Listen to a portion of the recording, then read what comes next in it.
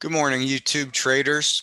I want to show you a live trade example using our Excel indicator and the rainbow indicator on a trade that I'm currently in. Let me pull up the Excel chart.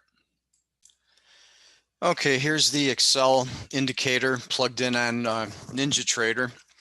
And what I'm looking at this morning when I came on here, we had upward pressure on the green line and the blue line, and they both peaked out here with the blue line peaking around 7 o'clock. So now I'm looking for a short entry here.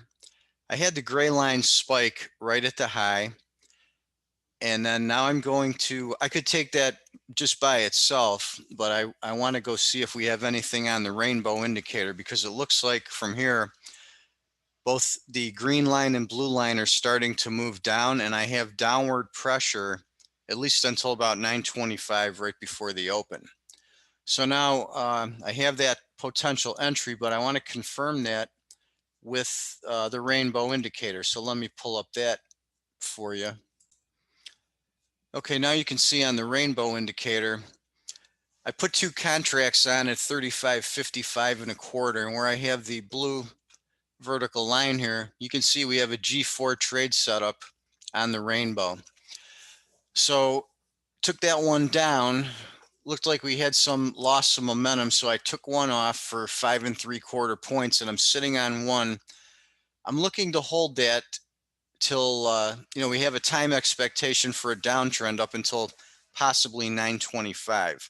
Doesn't necessarily mean it's going to last that long, but I'm going to try and hold this second piece until we get to the G4 indicator over here about 8:55.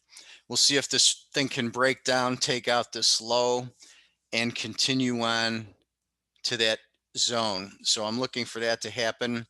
Worst case is I'm going to keep my stop at break even. If it takes out this low, I'm going to bring my stop to the swing high and see if I can ride it down to that point.